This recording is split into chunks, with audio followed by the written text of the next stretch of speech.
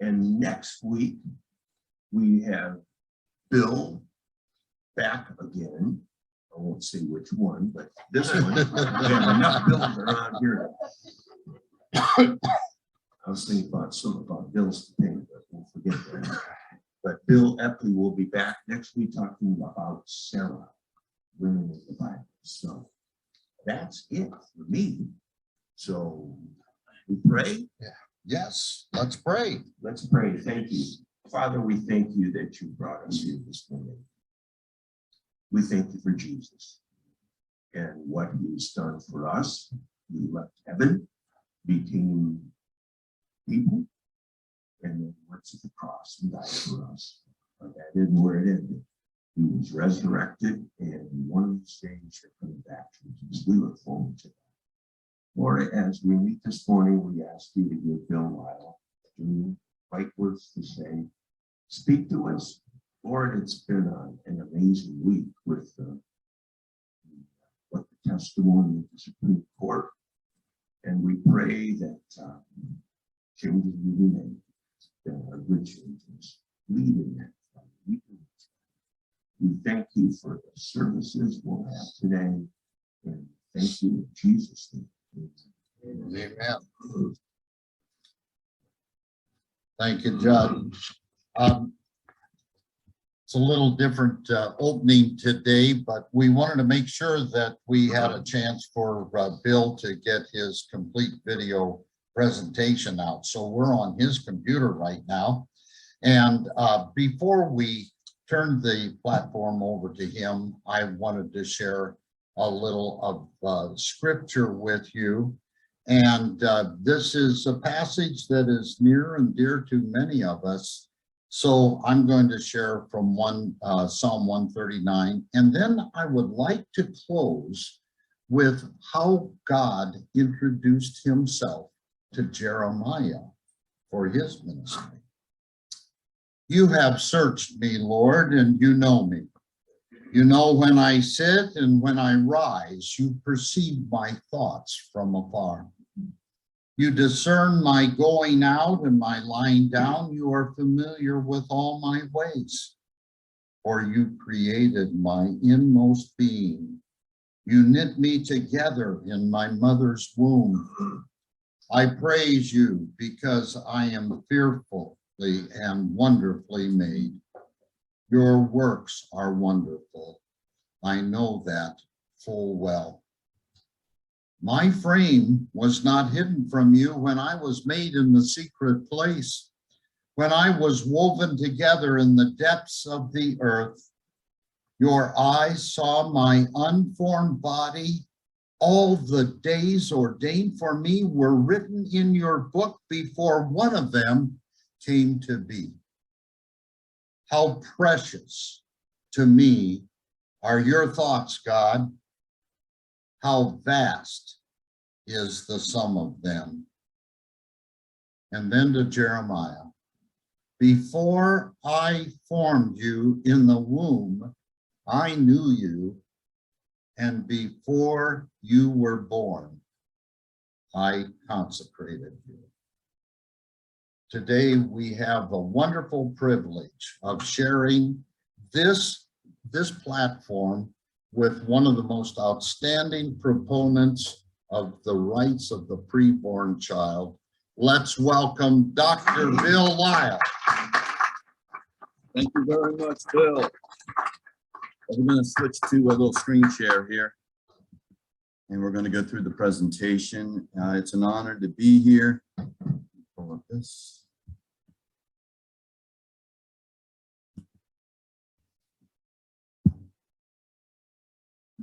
Y'all see that? All right, fantastic. But my name is Bill Lile, and I practice obstetrics and gynecology, and I'm named after another great guy named Bill Lile. Yeah. So you kind of have us in stereo over to the left and to the right, but my mom and dad are very involved with this ministry. My sister and brother-in-law are both here today, and I think I've been out here to Scottsdale Bible 4 or 5 times, so it's a real honor to be here and to present. I don't spend much time watching sports, but I do engage in ministry and I do engage in politics. And for me, the Supreme Court hearing, listening to the audio was the Super Bowl for me. I mean, I was yelling at my screen, trying to tell the pro-life attorney, giving him medical suggestions and saying, no, go with this, go with this. He didn't hear me though, you know, so, but I think we are really looking at a pendulum which has been swinging so far in one direction that realistically we are looking at that pendulum swinging back the other way. And right now, I really think that even the Supreme Court with the questioning was really signaling that they are going to probably reverse. I don't know if it'll be a 5-4 or a 6-3, but I really see Roe versus Wade being reversed, and I see Casey being reversed based on the principles that they gave. It's been 50 years, and they kept talking about how bad decisions had been made by the Supreme Court before in the past and had been reversed. And they talked about what it takes to reverse a bad decision, almost signaling kind of expected. But then it's going to really put the battle back in the courts of the states. And so we need to engage and we need to train. And if we're not going to hear the truth from our pulpits over the next 6 months until this decision is announced, because we need to be organizing now and we need to be preparing, because the next 6 months are going to be kind of like a ceasefire for a while until we get that decision. Well, we're going to need to be ready to engage and ready to really do spiritual battle, because this is not a choice, this is a spiritual battle. So we're going to give you some of the tools that you can use to engage in this battle. One of the things, if you listen to the Supreme Court case for the audible, it's 1 hour and 53 minutes, and I've listened to it 5 times, do the math. But every time I pick up something new, even the pro-abortion attorney, when she's talking about pre-viable, and instead of using the term fetus, she refers to the baby as a baby. When you start to talk about the rights of individuals, and Justice Sotomayor talking about it's about freedom and it's about the rights of the individual. That's when I was yelling to the attorney, to jump in, as far as we are medically and scientifically, we're a new person at that moment of conception. And then when she asked, the Supreme Court Justice Sotomayor asked, has there been any advances in science or medicine over the next 30 years? And he kind of went, and then he pretty much shifted to that, and he went with fetal pain. And yes, we know the babies feel pain, but that is just a dead end. And I'll tell you a couple of reasons why. Number one, we know they feel fetal pain, but that's not going to be an issue that we're going to win on. Why? If I am doing a hysterectomy on a woman and she's under general anesthesia and can't feel a thing, and then I hit a blood vessel, and she dies there on the table, she bleeds to death. Do I then go out to the family and say, listen, kind of messed up. I was operating on your mom, made a mistake, she died, but she did not feel any pain. I mean, okay, we're good. I thought she felt pain. No. And the other thing is, when we do surgery and do procedures on babies, if we start to have the standard that we can't do abortions because babies feel pain, just like we do anesthesia for somebody who is having a procedure or surgery done, when we're doing procedures on babies, and even just taking a needle and putting it in and giving the baby a blood transfusion, we don't want babies moving around and partying. We can give babies anesthesia within the womb. So if we start to say the standard is you can't do this because babies will feel pain, this is a chess match. This is not checkers. We have to think, if they say the standard is feeling pain, then we have to think a couple moves down the line. The next move would be, fine, so pain is your issue? We'll just give the baby anesthesia. And I guarantee the baby's not going to feel pain. Now we've just lost. So we've got to really think medically, we have to think scientifically, we have to think a couple of moves ahead. But for today, we're going to give you some information as far as they were talking in the court about individual rights and individual this and individual that. From the moment of conception, the baby is a new individual, genetically unique from mom, genetically unique from dad, genetically unique from the other 7 billion people on the planet. When the Supreme Court Justice Sotomayor asked the pro-life attorney, what are the advances? He should have just jumped onto, we're doing blood transfusions, heart surgery, we're doing this, we're doing that. I'm going to give you that information. All right. And we're going to present this. And we have a QR code. If you take a picture of that at the beginning, I'll put it back up at the end. That'll link you right to our website. We've got over 100 videos up there where you guys can become experts on this. And we'll have a lot of business cards as well that have the links. But essentially, the website is prolifedoc.org. If you just want to mark that, and we'll have that available. And we'll close with the QR code as well. So let me see if we can. So when it comes to treating the preborn, a real key is that a patient is a person, no matter how small, and we truly do treat the preborn as patients. Patients and person are extremely important words when it comes to this battle. When they're talking in the Supreme Court about individual rights, and when you look through the Bill of Rights, that's not rights for a group, these are rights for individuals. Even when the medical community, we will, even the pro-abortion American College of Obstetricians and Gynecologists will say, one of their big monikers that they teach it in the medical students is a patient is a person is entitled to respect and bodily integrity. So if we can show that we treat them as patients, they are automatically persons by their own definition. And that's always an important debate, tool. If you can use the opposition's own information and their own quotes, I mean, you are really on the way to winning these battles. But we treat the preborn as patients, and we're going to go through the many ways that we treat the preborn as patients, because patients do have rights. I'm doing three talks on Tuesday, and what we're going to be talking about is patients' rights. I spoke at the University of Florida College of Medicine. This is not Liberty University. This is the University of Florida. And we started off by asking the students, if I have a patient that walks into my office that needs a blood transfusion, or this patient will die if I have this patient in my office, but this patient was not born in the United States, do I have a legal and a moral obligation to get this patient a blood transfusion, even though they weren't born in the United States? And all the students are like, yes, it doesn't matter if they were born in the United States or not. This person needs a blood transfusion. We donate blood. You have blood. You need to do this blood transfusion. I said, all right. I said, what if something a little bit more detailed? What if I have a patient in my office, and if this patient does not get heart surgery, this patient will die? But again, this patient of mine was not born in the United States. Do I have a moral and a legal obligation to get this patient a heart surgery? And now they're getting upset at me. I said, but they weren't born in the United States. I said, and then I said, well, what if it's laser vascular surgery, where if we don't provide laser vascular surgery for this patient in my office, who also was not born in the United States, they will die. Do I have a legal and a moral obligation to provide them with this laser vascular surgery?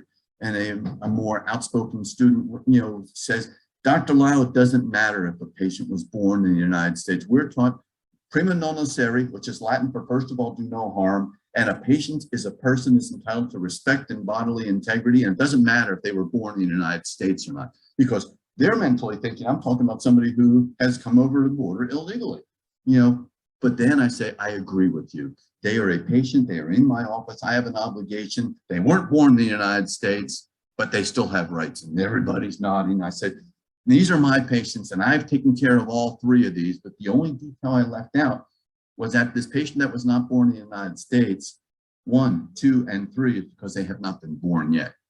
So now you, by a debate technique, you painted them in a corner. They're in agreement that they are a patient and they are entitled to this surgery. If they're a patient, they're a person. But then all of a sudden it's like, they're in the corner and it's like, and they don't know what to say. It's a great technique to use. And then we said, all right, now this patient that is in my office that has not been born in the United States still needs to be treated medically. And we're going to show you how, yes, we do blood transfusions. We're doing heart surgery, spina bifida surgery, laser vascular surgery. We are changing the lives. It's not just because we can do it, but we're actually improving their quality of lives for the rest of their lives. Science and medicine can't cure everything. Y'all know that. But our goal is to improve quality of care. Even our patients who have terminal cancer, our goal is to improve quality of life and care for these patients.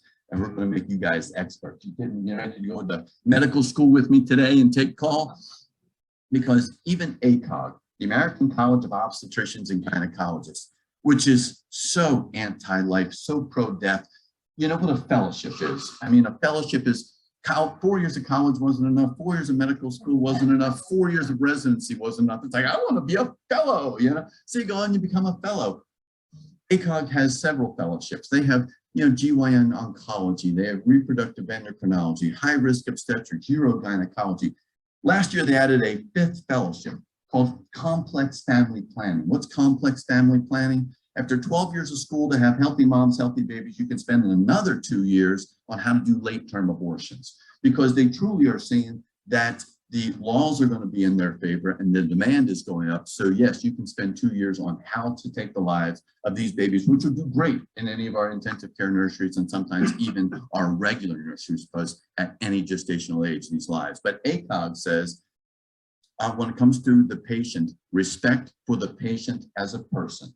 And that is such a key sentence. And a person is an individual. And these are the things that we need to win in the Supreme Court. And when we do get that decision from the Supreme Court to reverse this decision from called Roe versus Wade and Casey, then it's going to be going to the states. Instead of just battling in one venue, now we've got 50 venues. So we need to be educated. When it comes to treating the preborn as patients, one of the biggest tools that we have is ultrasound. And we use ultrasound all the time. Everybody wants to see their babies, you know, when they come into the office. They don't want the 12 tubes of blood. There's a procedure. You said, one of the students says, well, you know, you said blood transfusions. Like, yeah, we're doing blood transfusions to the babies in the womb. It's like, how do you know, how do you do that? It's like, well, let's talk about the why first. Because before you know how, you have to know the why. There are conditions from the moment of conception, one egg, one sperm get together. Babies are a new individual. They can even have a different blood type from the mother. They can have a different blood type from the mom, different blood type from the dad, but sometimes the moms will have antibodies which will cross the placenta and actually start to attack the baby's blood. Just like if somebody got a kidney transplant, it wasn't a good match, their body's going to attack that kidney, which they say, that might look like a kidney, but that's not a kidney that I recognize, and it'll attack that kidney. When a mom has antibodies and they cross the placenta, they will actually start to attack the baby's blood. I mean, why would a mom attack her own baby? Because this baby inside of her, which she is an amazing life support system, is a different person. And so she recognizes as foreign, she attacks the baby's blood cells, and those her blood counts start to drop. The blood counts drop, and it's like, well, how do you know the blood counts drop? We can actually measure with an ultrasound, and I can tell you by looking at the speed of blood cells in the middle cerebral artery in the brain, instead of like getting a blood sample from the baby's arm, if there were 100 of us and we had to get out for a fire drill, it would take us a little bit of time. If there were 2 of us in here, we had to get out that one door for a fire drill, we'd fly out of here, both of us. So when there are not many blood cells, they go through that middle cerebral artery pretty quickly. When there's lots of blood cells, they go through more slowly. So once we know that the baby's blood count is low, yeah, how do you tell the baby to roll up their sleeve and let's give them a blood transfusion? We don't. There's this real big blood vessel babies had called the umbilical cord. It comes right out of their belly buttons. And we, in my hospital in Pensacola, we have actually done blood transfusions to babies as early as 18 weeks gestation, 2 months before they can survive on the outside.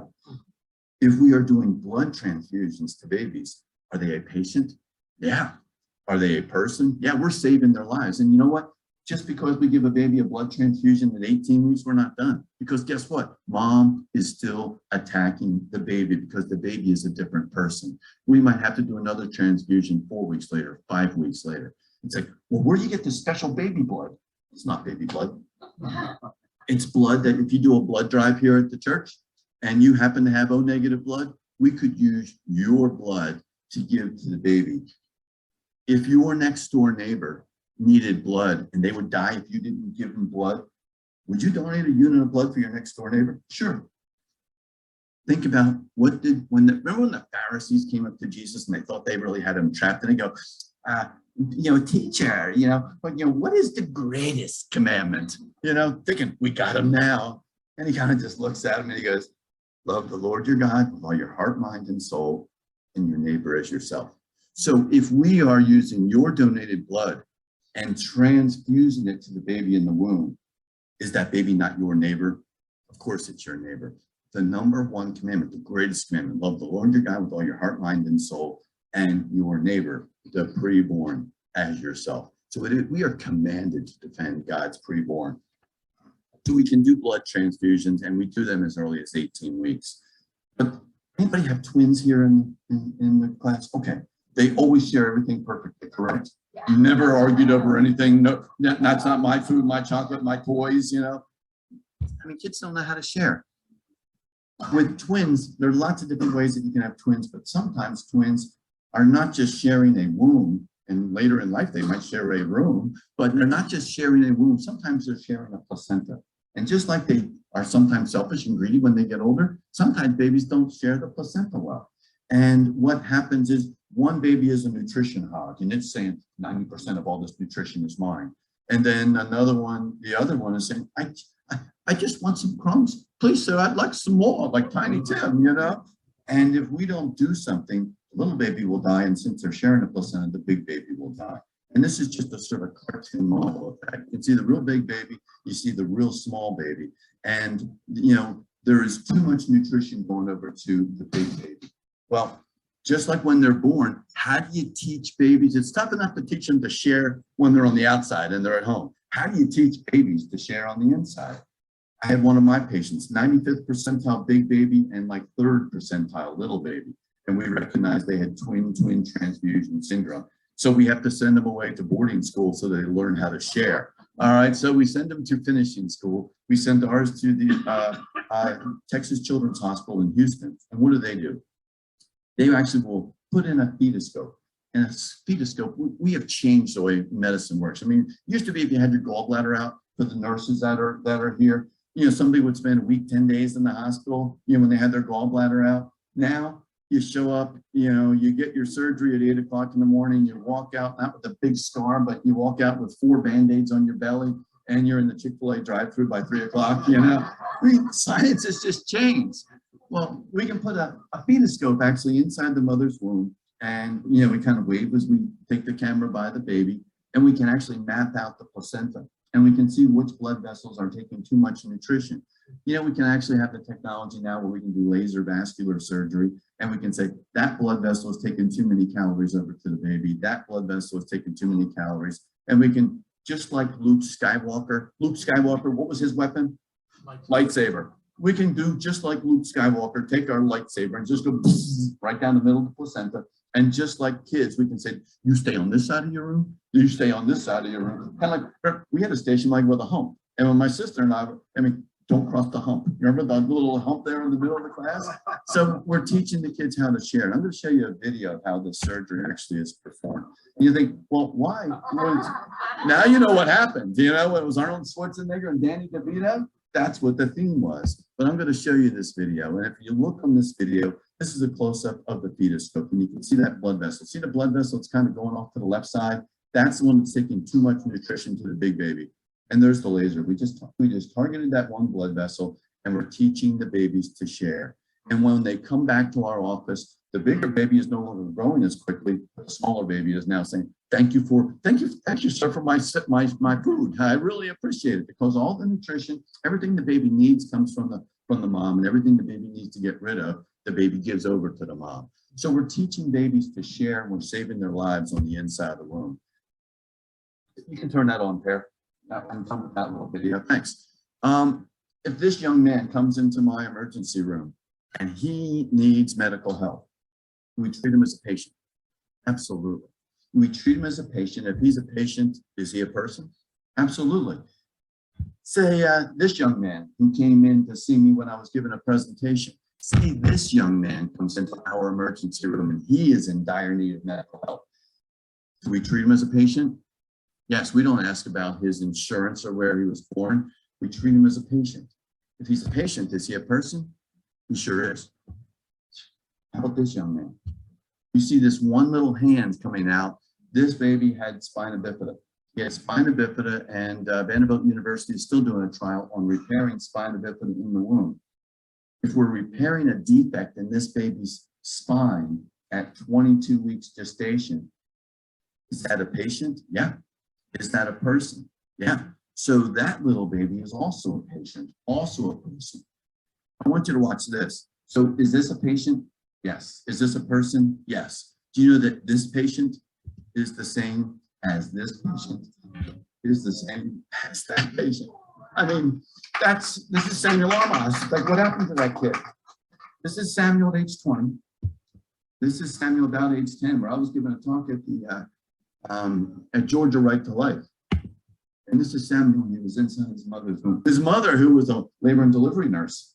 She was a labor and delivery nurse, and she goes, everybody always wants to talk about Samuel. She goes, that's my uterus. Those are my tubes. That is my ovary. That's my round ligament. That's my belly, you know. But nobody wants to talk to her. So if he was a patient here and he was a patient at 10, he's a patient and he is an individual. And remember, the Bill of Rights is about individual rights. And at that moment of conception, he was a new individual. Let me show you a little bit more. You know, we talked about the gallbladder and how endoscopic surgery is really changing. I'm not going to show you this video just because I want you to see how the surgery is done.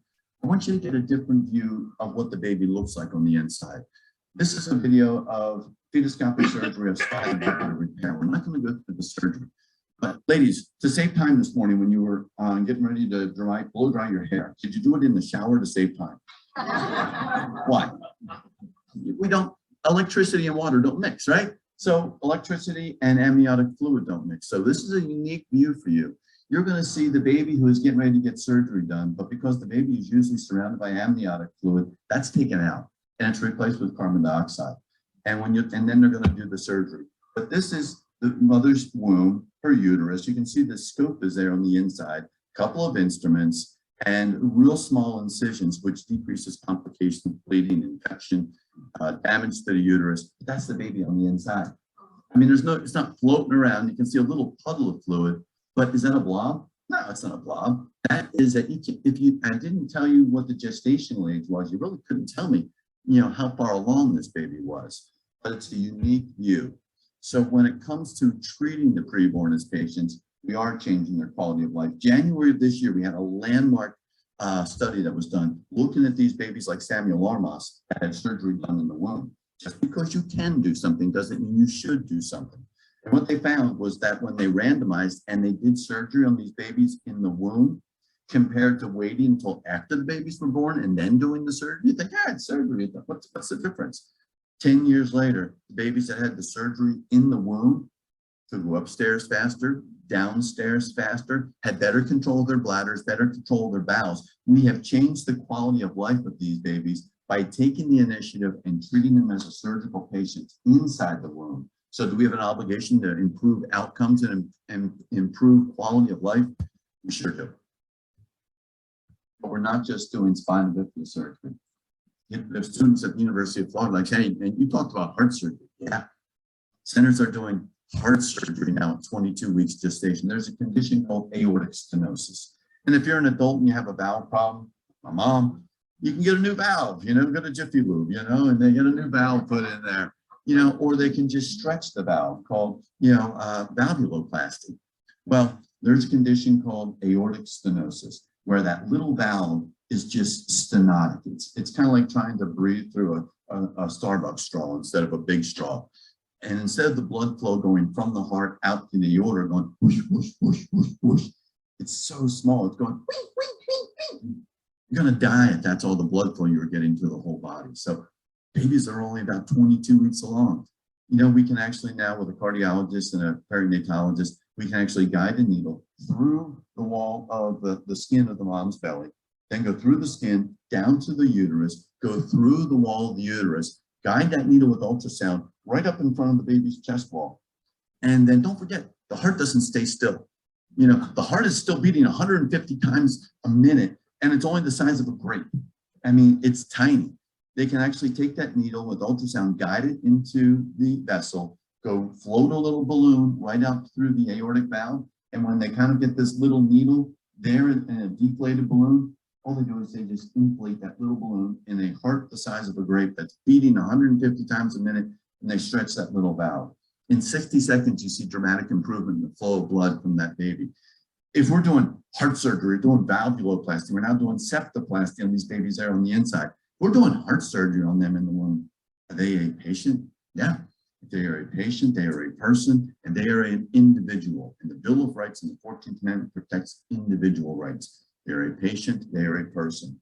But we're now doing the spine bifida corrective surgery at 22 weeks. We're doing cardiac surgery at 22 weeks. So the question really is, who created life? I've delivered over 4,000 babies, 2 of which are my own. No. Did I create that life? No. I mean, we deliver babies, we care for babies, but you know, where were the babies created? Well, who created them? Genesis 1:26. I mean, after God has created, let's just say the 200 billion stars in our galaxy. The telescope tells us 500 billion galaxies are out there. And he makes all the mountains, all the rivers, all the streams, all the fish, all the birds, all the mammals, all the cacti, on all the pinnacle peak and Tom Thumb and all the other things, all this beautiful stuff. And it's like, that's not a bad 6 days of work, you know? And people might say, wow, check that out, all that 500 billion galaxies, that's a lot of stuff. Then God says, let us make man in our image. So after creating all of that amazing stuff, but he says, now we're going to do something special. And he created us all in his image.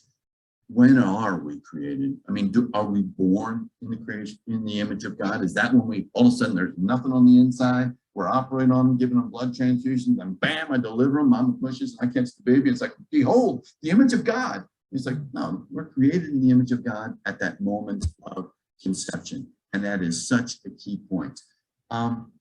What is abortion really? If we had an American flag, we'd point out to it, you know, here in the room. Why does somebody burn the American flag? They burn the American flag because they hate the United States, and the American flag stands as the image representing the United States. What is abortion? God himself declared that the preborn from the moment of conception are created in the image of God. You hate God?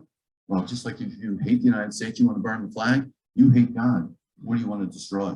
The image of God. So abortion is actually an attack against that image of God. It's a really result of the hatred that somebody will have for God. That's why this is a spiritual battle. This is not coffee, tea, Coke, or Pepsi. It is purely a spiritual battle. Well, does science agree with us as far as when life begins? Ladies, you're real efficient. You know, if you need to do a job at the house, you bring your one little Phillips screwdriver and you're good to go. Guys, we got to bring the whole box. We got to bring the toolbox. We got to bring the Phillips. We got to bring the flathead. We might even need a Dremel tool. So let's bring it, you know. So ladies, one egg and y'all are ready for conception. Guys, 300 million, maybe, you know, I mean, and so they all, and we were watching my niece, you know, we were at a restaurant last night. She broke the world record for the 100 butterfly two nights ago. And we watched her win the 50 fly when she's over in the Netherlands. So all of these sperm think they're kind of stretching out and they think they're all Michael Phelps and they're ready for this race. And, you know, and they're off and they're all looking for the egg. They don't ask for directions. They could make a turn at the left tube or go to the right tube. It's like, you know, they don't ask directions. They happen to go and there's no egg. But then the others go out the other side and like, oh, there it is. And they start swimming. But then it's not just one, like when my niece hit the wall, that's it. She won by what, 0.02 seconds or something, incredibly close. But it's not just who touches the wall, it's which sperm is going to get on the inside first. So now it's kind of like a ninja course. You know, now that you've run the race, now you got to kind of dig on through. And then, but you can't have two. There's no silver medals, there's no bronze medals, there's only the gold medals. Well, how do you only say no mas? You know, nobody else, we got our first winner. God has a shield that goes up. It's called the zona pellucida. And the zona pellucida, as soon as the first one gets in, there's an amazing complex chemical reaction where the shields go up and no more in a minute. It's like we got our gold medalist, everybody else go home, you're all losers. And once that first sperm gets there on the inside, that's the moment of conception. Zinc ions flow this way, potassium ions flow that way. There's a huge chemical change. The shield called the zona pellucida goes up. And if you look with the right frequency of light, you can see a flash of light. With mammalian cells, and I'm going to just watch this video so we get to play.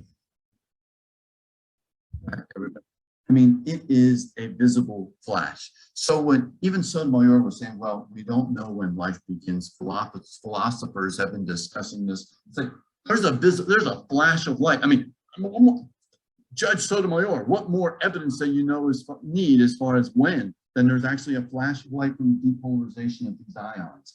That is the moment when new life, and you can't just say when life begins, it's new life, because the sperm was alive, the egg was alive, this is new life. And that baby at that moment of conception is genetically unique from the other 7 billion people on the planet. And that's a new individual, because remember, it's individual rights that are protected by our Constitution. Sure. Right when the first sperm goes through the cell membrane. You know, there's thousands of sperm all trying to get in, but God designed the body so that only one gets in, because if you get two, it's not going to be compatible with life, and that's not going to be a viable pregnancy. So there's actually a rigid shield that goes up when you have that depolar, and there's changes in the membrane structure as well when that moment happens. It's flash of zinc ions. Zinc ions going in, ions going out. And that is the energy of the depolarization of the membrane itself that makes it a rigid membrane and nobody else gets in. We could spend hours on that, you know. Yep. Yeah, and this is just two cells becoming one cell.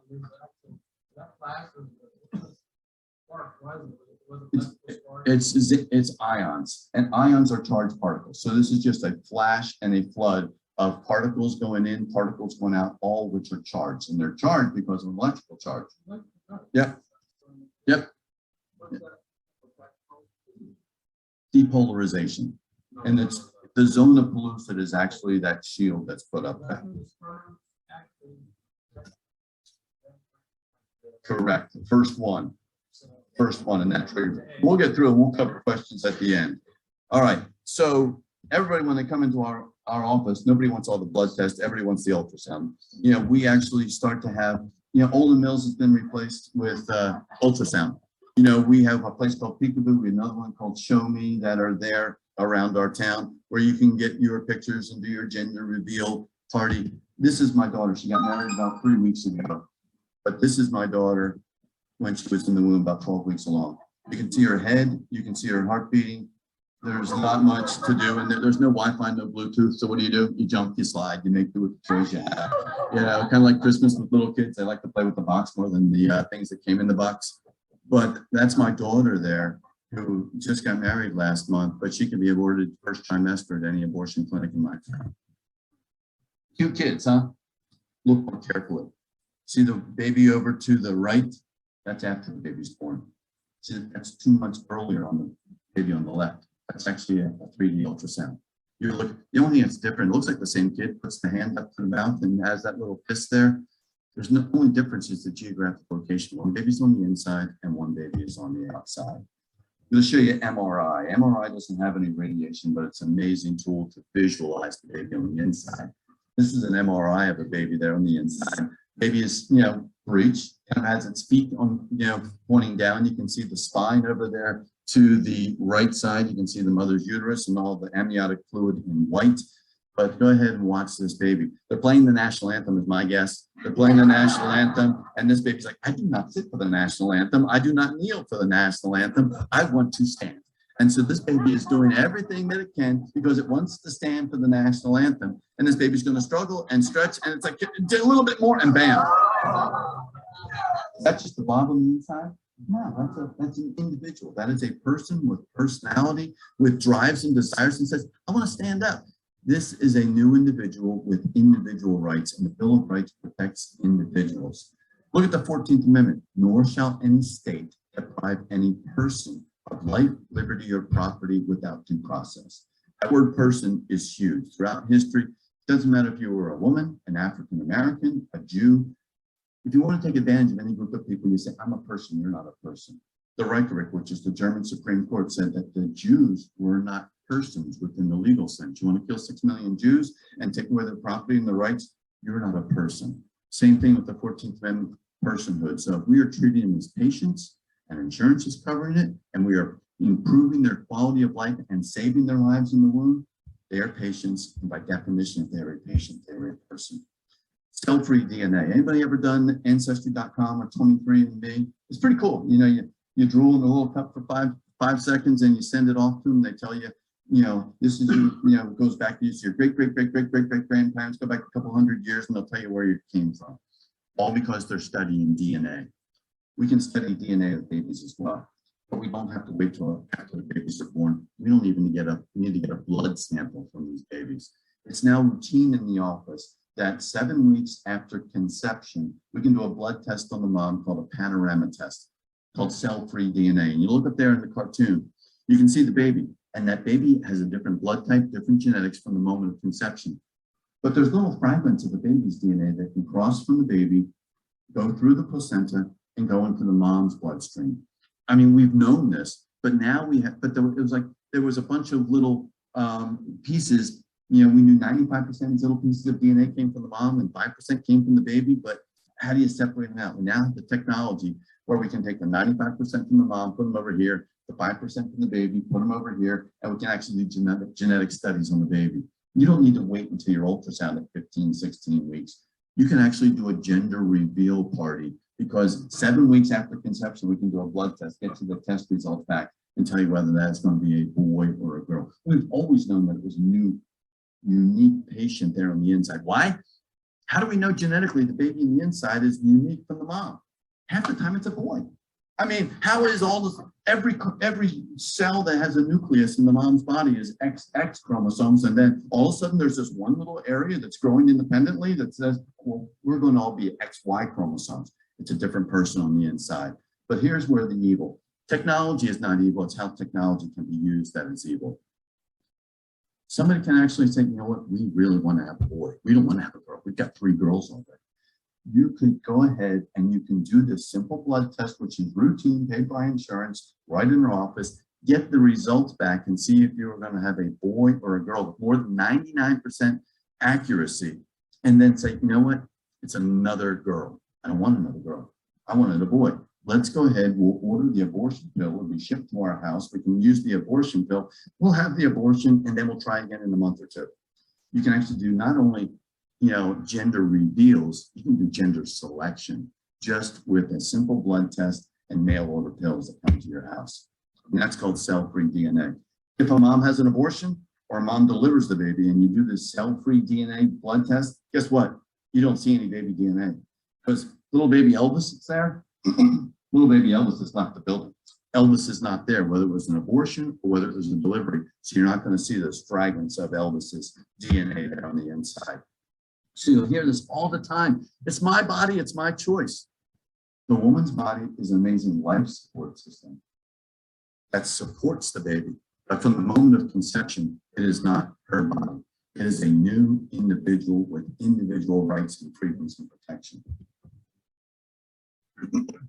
Overdose test, you don't have them out here. It's the Scottsdale, right? I mean, you don't have a drug problem in Scottsdale. You don't have any problems like that. But, you know, from April of 2020 to April of 2021, we broke the record on the number of overdose deaths here in the United States. We crossed the 100,000 mark. Most of those were from narcotics. Most of them were from fentanyl and synthetic narcotics. 100,000 people died, and it's changed the way we practice medicine. It's changed everything as far as what we do. But there's not, why did I put a heart up there? I mean, it'll break your heart when you think 100,000 people die. But when you think 100,000 people die, it's like, okay, that was for a 12-month period. During a year, how long does it take for 100,000 babies' lives in the womb to be lost due to abortion? You think, well, starting in January, how long would it take to hit 100,000? It's 45 days. Guys, when you're shopping for a Valentine's Day card, it's at Valentine's Day every year that the number of people that have died from an overdose is equal to the number of babies that have already died. So it's a sobering thing. We've changed our lives. I'm sorry? Just in the United States. You know, we were in the 90,000s for years. And then last year, from April of 2020 to April of 2021, it was 100,306. And just in America, that's how long it takes us to have that number of babies that die there on the inside. So when somebody is, you know, shows up in our emergency room and we're treating them as a patient, thank you. I'm not used to your dry air here, y'all. I'm used to humidified air that you can actually feel. I can send you a slice of air from Florida and, you know, it'll arrive. I don't know if you can order Florida air on Amazon. It'll show up with a little smiley box on the outside and you open up. And if you want to experience what it's like in our house, open your dishwasher mid-cycle and stick your face in, you know, because that is Pensacola, Florida right there. Now with the overdose deaths, a lot of those lives, even though it was over 100,000 lives, we saved a lot of people with a medicine called Narcan, which is the antidote for an overdose. I mean, I mean, we have AEDs in churches. I mean, I'm not sure when we're going to start having Narcan in churches. Our cops carry Narcan. I mean, we have it in all of our floors at the hospital. Our canine cops carry it because if a dog is sniffing for fentanyl and inhales the fentanyl, dogs can overdose just because of smelling the strength of these narcotics. So they actually have nasal spray and they have shots and they can actually give the dog the Narcan and it reverses it and save lots of lives. So if a patient shows up in my office or in our emergency room, and they made a bad decision and they took too much of a narcotic, do I have an obligation to provide an antidote for them? Absolutely. Well, there's another plague and another dark cloud in our nation, and it's now the abortion pill. We're going to take a few minutes to, explain the difference. First, I was just on the Eric Metaxas show. We spent an hour on the radio, and when we were talking about the abortion pill, he goes, okay, so that's like the morning after pill. It's not. Let's talk about the difference between the morning after pill, which is evil, and the abortion pill. Morning after pill is indicated for 72 hours after somebody has had intercourse, and they might be getting pregnant, and it forces them to have a menstrual cycle. The abortion pill is indicated for 70 days after the first day of the last menstrual period, 10 weeks pregnant. Most of the pregnancies and the ultrasounds that we do in our office are around 6 or 7 weeks when we're doing a dating ultrasound. This is 98% effective in killing the baby on the inside of the womb up to 10 weeks gestation. So yes, you could get that cell-free DNA test, see what the gender is, and say, oh, not what I wanted. I've already got a couple of them. I wanted to get something different. And you can actually order the abortion pill, which is now available with telemedicine. Telemedicine can be a good tool, but a federal judge in Baltimore said it was an undue burden with all the COVID stuff that was going on for a woman to have to go into the abortion clinic and get the abortion pill. So by a telemedicine and then by a mail order, the abortion pill up to 10 weeks can be mailed to your house. Your daughter might have ordered it. Your daughter might have ordered it and you don't even know she's pregnant. She could be up taking the abortion pills upstairs. But this is why this is not about health care. When it comes to the abortion pill, when somebody is pregnant, they come into my office. First thing we do on the congratulations, you're pregnant, thumbs up, but where's the pregnancy? 1 out of 100 pregnancies statistic will be an ectopic, a tubal pregnancy. So it's not just a matter that you are pregnant, it is a matter of where is the pregnancy. So we do an ultrasound because an ectopic pregnancy can be deadly. If somebody has a positive pregnancy test and they call the clinic and say, hey, I don't want to come in, but I'm pregnant and I'm about 9 weeks and I'd like the abortion pill. They said, okay. And then we'll have it telemedicine, we'll call in a prescription and then we'll have it mailed to you. And she's told when she's taking the abortion pill combination, you're going to have bleeding, cramping, and pain. What are the symptoms of a tubal ectopic pregnancy? Bleeding, cramping, and pain. Sound similar? So how is she supposed to know the difference between bleeding, cramping, and pain from the abortion pill and bleeding, cramping, and pain from an ectopic pregnancy? Les and I were looking online, and I was looking for a case. We've already had our first case that's been documented and up on the internet of a girl who thought that she was pregnant, took the abortion pill, thought this is the bleeding, cramping, and pain. Family found her. She was dead. They did a postmortem. She had a ruptured ectopic pregnancy, and she bled to death in her home because she did not know where the pregnancy was. So just the fact that they are allowing this is not about healthcare. This is just focused on one thing: kill the baby, destroy the image of God there in the womb. So we know, how does the abortion pill work? The abortion pill works by blocking a hormone called progesterone. Dr. Eppley, you know when you have big words, what do? You break them down. Break them down, even if they're in Latin, you break them down. Progesterone, progestational steroid hormone. It is the hormone, it is the conductor of the orchestra that says, congratulations, we are pregnant. We need to not have a menstrual cycle. We need to relax the uterus. We need to strengthen the cervix. We need to increase the blood supply to the baby. Everything that's good about a pregnancy is because of the hormone progesterone. You block that hormone progesterone, you literally are going to starve the baby because you are cutting off the life-sustaining blood supply going to the baby. Once you've killed the baby, or once you've cut off this blood supply, you then take the next day, you take 4 more pills, and they cause contractions. That's called side effect. If I'm induced in a woman at term with an 8-pound baby, I give her 25 micrograms of this pill, side effect. The abortion protocol, it's not 25 micrograms of side effect, which causes contractions. It's 800 micrograms of side effect. So when they say, you're gonna have bleeding, cramping, and pain. Oh yeah, you sure are. Because the first pill is gonna take the support away, but you still have this baby that's moving around on the inside, and it's gonna force to have contractions on the inside. So just because somebody has taken the abortion pill just because somebody has taken a narcotic, does that mean, you really overdosed, you screwed up, you're going to die? No. Even though they've taken the abortion pill, we still have about 72 hours where we can administer an antidote. We've now successfully reversed about 2,500, abortion pill abortions here in the United States. I've attempted this 15 times, I've been successful 10 times. The more successful you are is the earlier that you reverse it. So how many abortion pill abortions are being done now? Before COVID, it was 39% of all the abortions were with the abortion pill. We now looks like we've exceeded 50% of all of the abortions are now being done with the abortion pill. Well, why? Well, it sounds good. It's good marketing. You just take some pills and then you do it in the privacy of your own home. We don't, take a look with the ultrasound. It's the profit. Planned Parenthood doesn't have to have a surgeon. They don't have to have anesthesia. They don't have to sterilize equipment. They don't have to have disposable equipment.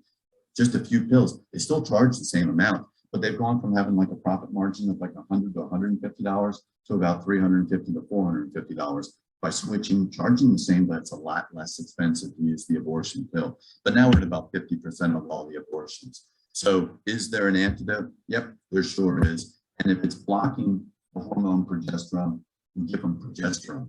If somebody was supposed to take 2 units of insulin, to control their sugars, but they screwed up when they drew up the insulin and took 22 units of insulin, their glucose level is going to just start to plummet. So if we see somebody who has a normal glucose level before they took their insulin about 100, 110, and now it's going down 20, 10, it's really low. What do? Do we just say, oh man, you made a mistake? No, we just give them glucose.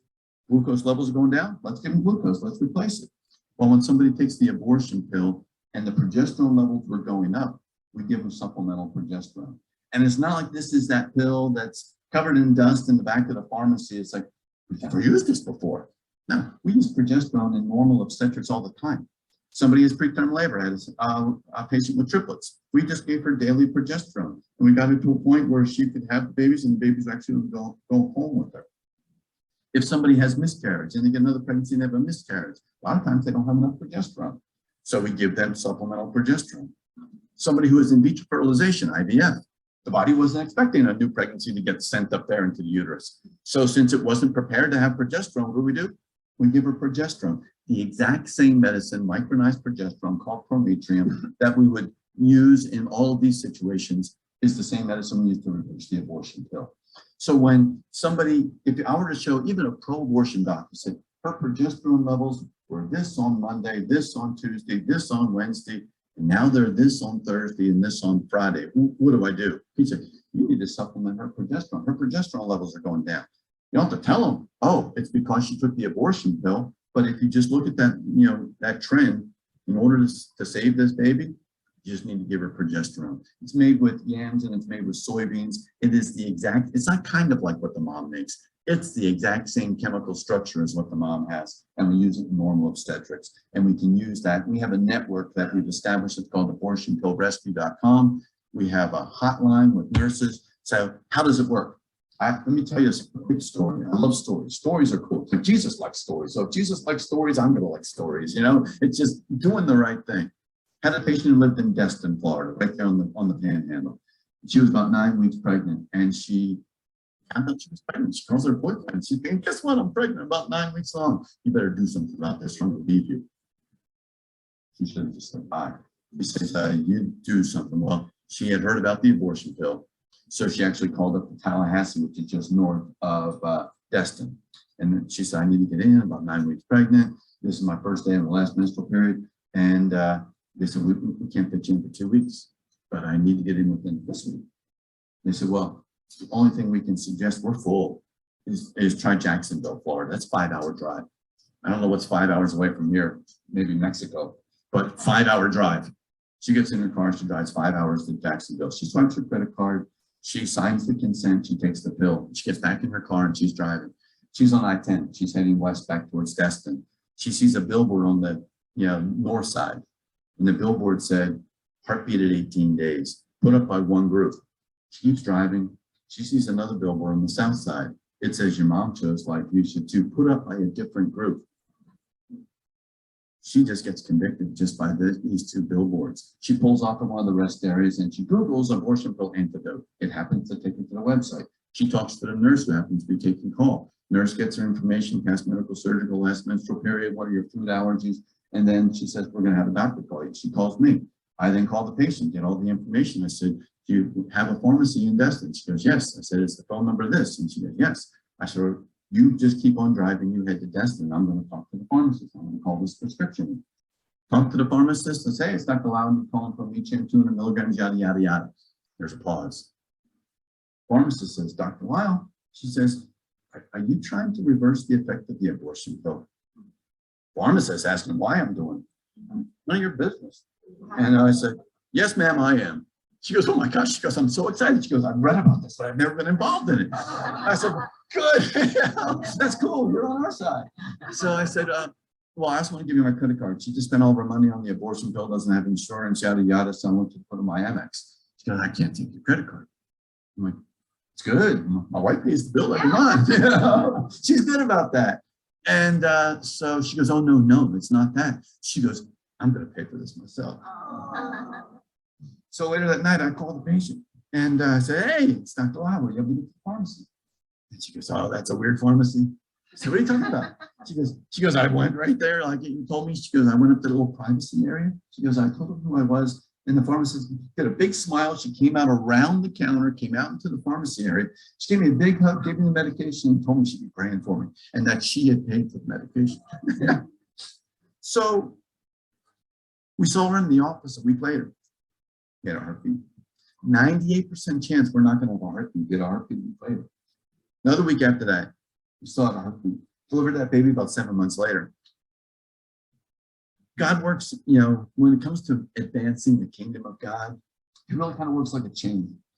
There was somebody who was a link in that chain who put up a billboard.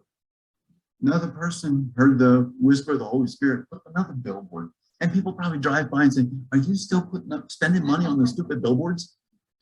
And it's like, yes, I am. God told me to put up the billboard. God told me to teach Sunday school. God told me to get involved in the nursery. I have COVID. I can't smell. I'm going to work the nursery. It's the perfect thing. Yeah. Somebody else said, I'm going to work the hotline. You know, work the hotline. A pharmacist. God touches a pharmacist. They're going to be a way you can serve God's kingdom today. God puts all those links. You know, I've never met these people. I don't know who did this, who did that.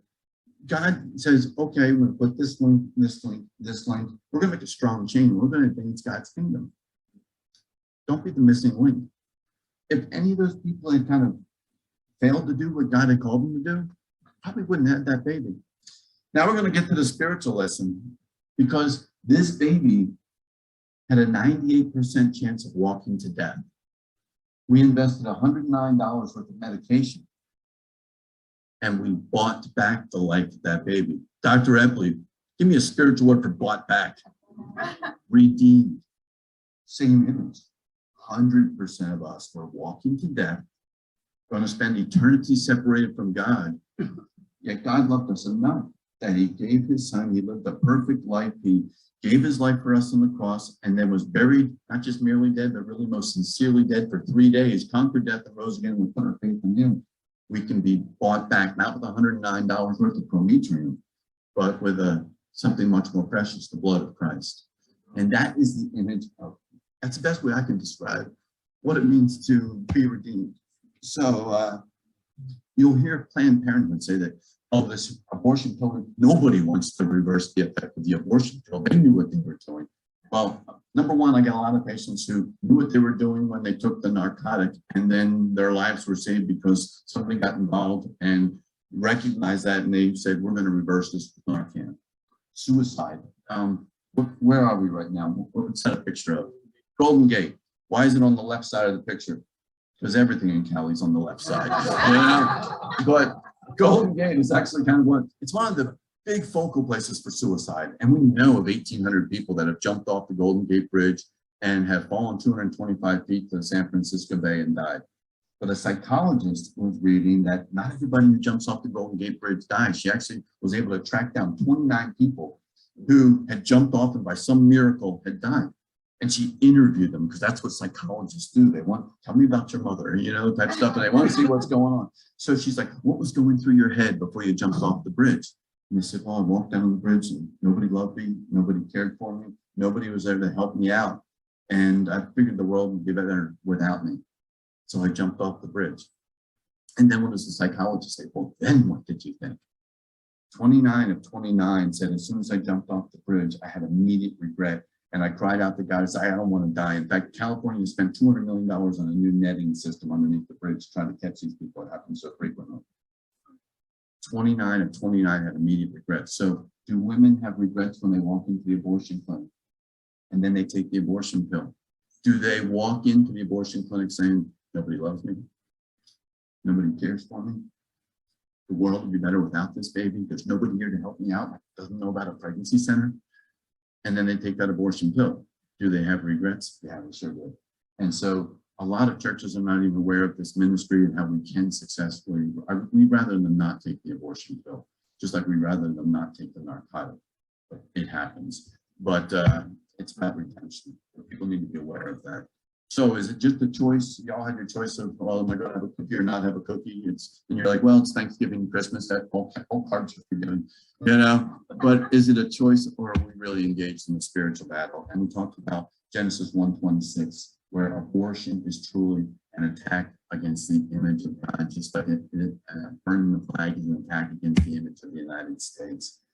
Psalm 139, Dr. Epley read that earlier, where the psalmist doesn't understand about conception and, cell differentiation. He says, all I know, there was a night of romance, and then 9 months later, there was a baby. So how did the psalmist say that? You formed my inmost being. You knit me in my mother's womb. I praise you so wonderfully you made me. Knit me in my mother's womb. We call that cell differentiation. How do two cells get together, make one cell that's unique? And then all of a sudden it divides into two, then it divides into 4, 8, 16, 32, and all of a sudden one cell kind of looks around and says, we are all exact copies and look just like each other. I don't want to look like y'all, And so this cell says, from now on, I've got these blueprints, but I'm only going to read the cardiovascular blueprint. I'm going to do all of the plumbing on this, and I'm going to start the whole cardiovascular system. And another cell says, all right, you're going to do all the plumbing. I'm going to do all the wiring. I'm going to start the entire neurologic and neurologic system. Another cell says, fine, y'all do that. I'm going to do the roofing. I'm going to be in charge of all the skin. Another one says, I'm going to do all the framing. I'm going to be in charge of all of the bones and structures. They all have the same blueprints. They're individual cells. How do they know this is what part of the blueprints? I'm going to be the electrician. I'm going to be the framer. Only because that kind of design needs a designer. So that is what we still don't know. I can tell you what's going to happen tomorrow. But no scientist can tell you how does that body and how do these individual cells know what their role is going to be. Just like we have a role in the kingdom, in kingdom service, how does an individual cell know what its role is going to be? That's what it means to be knit in our mother's womb. Jeremiah 1:5 is what Dr. Epley had read this morning, where God is talking to Jeremiah. He's like, Jeremiah, before I formed you in the belly, I knew you. Before you came out of the womb, I sanctified you, I set you apart, and ordained you to be a prophet unto the nations. God knew how we were going to serve his kingdom while we were still there in the womb, when we were created in the image of God. Here's a real key. Romans 5:8. It's Scottsdale, but any sinners here? This is Scottsdale Bible. We got one. We got one sinner. All right, you and me, Don. Yeah, these are guys on me. Oh, we got a third. All right. Romans 5:8. But God demonstrates his own love for us in this: while we were still sinners, Jesus died for us. We know that. God sent his son. We went through what he did for us. But have you ever applied that with Psalm 51:5? Surely I was sinful at birth. Yep. I was sinful from the time my mother conceived me. So we're not just sinners from, I was born a sinner. No, we were conceived a sinner. So if God sent his son, lived the perfect life, died for us, conquered death for all sinners, but we were sinners from the time our mother conceived us, God really sent his son for the preborn. So if God loves the preborn that much, then we should defend the preborn. Remember, what is the greatest commandment? Love the Lord your God with all your heart, mind, and soul, and your neighbor as yourself. These preborn that are in the womb that we're treating as patients, they are our neighbors. This is Pensacola Beach. That's me standing on Pensacola. It's not a marketing thing for Pensacola Beach with our pretty white sand. There's a fence behind me. In fact, it's sea turtle, nesting season. In fact, they have people that will drive that beach, all night long looking for sea turtles that are laying nests. They don't just put one fence around that nest. They don't put two fences around that nest. They put 3 fences around that nest, and they put these yellow signs on all the corners. And if you can't see that sign, it says, do not disturb sea turtle nest. Little preborn sea turtles there in the sand. They said they're violators. You just disturb the sea turtle nest. You can be sent to jail. You can be fined up to $100,000. You can spend a year in jail just for disturbing these preborn sea turtles. You know when that law is? That law was written in 1973. It was passed by the U.S. Endangered Species Act. So on one side of DC, you have Congress passing the U.S. Endangered Species Act saying, do not disturb these preborn sea turtles. We'll fine you $100,000 and stick you in jail for a year. Meanwhile, on the other side of Washington, D.C., the U.S. Supreme Court, the same U.S. Supreme Court that was just having oral arguments this week, said that we're not going to extend those same rights and protections to the babies that are in the womb. In fact, you can drive from Pensacola Beach, cross the 3 Mile Bridge, and of all things, right behind Hobby Lobby, which is kind of like putting an abortion clinic behind a church. You know, right behind Hobby Lobby is American Family Planning, where a baby that would survive in our NICU up to 24 weeks can be legally aborted. But if you drive over the 3 Mile Bridge the other way and just disturb a sea turtle nest, how are we giving more rights and protection to babies, to sea turtles buried in the sand than we are in babies that are in the womb? Babies that we're doing blood transfusions at our hospital 2 miles away from the abortion clinic. We're doing blood transfusions to the baby. From after we've had a blood drive, we can be using that same blood. It's just an absolute evil, and that's why this is a spiritual battle. But Esther 4:14, I'm going to give my best Mordecai impersonation. Esther's up there, and Mordecai says, but that you have come to your royal position for such a time as this. We have 6 months to prepare for what the real fight is going to be. You can see, I was watching The View, and Whoopi Goldberg was, she was just going absolutely nuts. They're already talking violent terms about this if it's overruled. We're going to have a battle that's going to go to all 50 states. And now we're not just focusing on just one court, it's going to be 50 courts. But we need to encourage and prepare, for battle. The church needs to be prepared because the church prepares for spiritual battle. And this is no doubt a spiritual battle. So the question is, what is the answer? Yeah, we can have Bill Lile, he'll show some videos and we'll talk about preborn and patients' rights. What's the real answer? It's not science, it's not technology, it's not medicine. The real answer is the gospel. It's the gospel that changes hearts. It's the gospel that changes minds. It's the gospel that changes behavior. It's the gospel that we need to be using to defend God's preborn. It's the gospel that is going to bring this nation back to one nation under God, indivisible, with liberty and justice for all, which includes the preborn. I really feel that next year or two, how we treat abortion and deal with this is really going to determine the fate of our nation. 63 million babies created in the image of God, and go back and read Judges 3, 4, 5, and 6. Did God love the children of Israel? Oh yeah, it's his chosen people. What happened in Judges 3, 4, 5, and 6? The children of Israel did evil in the sight of the Lord. Did he just say, oh man, y'all are on your own? No. He delivered them into the hands of the enemies. He strengthened their enemies. He put them into bondage for years and years. 63 million babies created in the image of God is clearly doing evil in the sight of the Lord. So we need to get engaged. We need to get involved. Free medical advice. Unless Jesus comes, y'all going to die. I'm going to die. My wife's going to die. And we have maybe 80, 90 years here on earth and then spend eternity with God. And what's our first thought when we get to heaven? First, you're going to be like, thankful, thankful, thankful, thank you, thank you, thank you. Then we're going to think, well, what did I do for kingdom service? What did I do with my skills, my talents, my finances? What did I do to serve the kingdom while I was here on earth? And the words that we all want to hear are when Jesus looks down at us, well done, good, faithful servant. So, but that's a QR code. So, so that's the imperative here. We're creating the image of God and treating as patients. And you love this nation? I love this nation. Do I want this nation to be a nation for my kids and grandkids? Absolutely. But God bless y'all. Thank you very much. But let's go over some questions.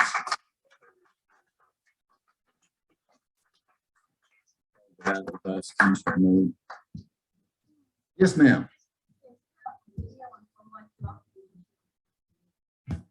Sure. In fact, this is going to be available. What we just all talked about today. Dr. Epley is going to have that available. And so you can share that, and it'll be a recorded Zoom meeting. In fact, I'm going to stop the share. And but other questions? Yes, sir.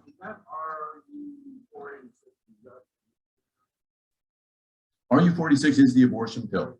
Yep. And it goes, it's mifepristone, it is the abortion pill, it is RU46, lots of different names. Interesting. It's made by a company called Danco. And we talked about how it essentially cuts off all of, essentially the babies are starving to death in the womb because they're cutting off all the supply. When you track Danco back, you know what?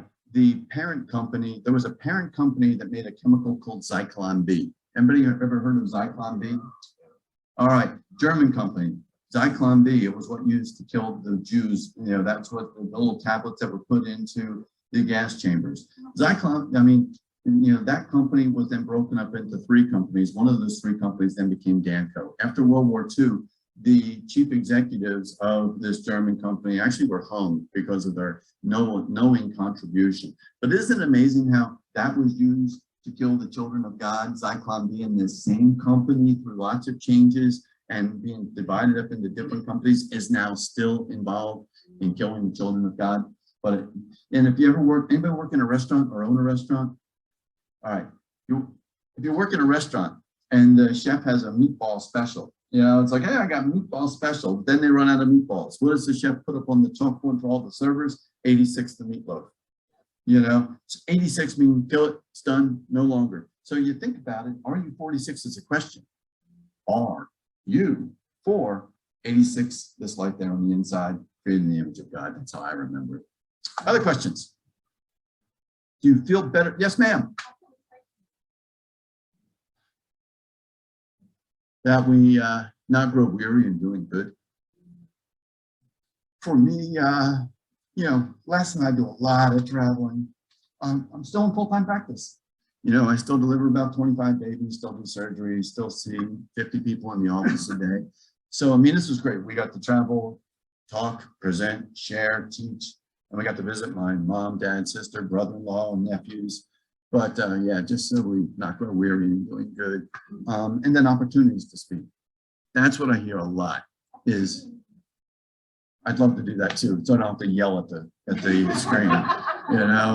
Some people yell at football games. I'm not into that much, but opportunities to teach and train, because it's amazing. Even when I was on with Eric Metaxas, he was clueless on a lot of the stuff we were going over, and he is a well-educated, bright guy. This is new. We'll do other, even when we go to pregnancy resource centers and directors who've been involved in this for decades, so much of this is new information. We're really trying to put tools in your tool chest that you can, because it's not, it's kind of like the gospel. We want to share the gospel, know the gospel, and just keep it in this room. And then you got your little gospel giving tool and you walk out the door. It's like, I lost my gospel giving tool. It's education, it's preparation, because while the court is deciding this over the next 6 months and writing their briefs, there's going to be a holy war that's going to happen in 6 months. And the time to prepare for that is not June. The time to prepare for that is now. Yes, ma'am. A comment. Yeah. You are chosen among God. Nah, I'm just my mom and dad's kid. No, I am deeply. And I'm also sitting next to a woman. It was a house. Washington was involved. We Yep. really have. We must pray. Oh, there's no doubt. In the next 6 months, we must pray. Les and I were we have not, even when we look at a lot of the websites from churches, we're not seeing anything, even posts for Facebook. You'll see pastors putting posts about, Alabama beat Georgia. It's like, this is the pastor. We went to a church that was Monday night, last Monday. Yeah. And because they were having a prayer meeting just based on the oral arguments that were going to be held on Wednesday. Everybody just got together in a circle for an hour and 20 minutes, just individually, just praying out loud, just for this particular case. Prayer works. We all know prayer works. We've seen how it works. And it's a powerful tool. And it is, if we're going into a spiritual battle and we're not including prayer, we're not including scripture, we're not memorizing these scriptures. You don't go, we have one offensive weapon, put on the whole armor of God, one offensive weapon. That's the sword. That's the word of God.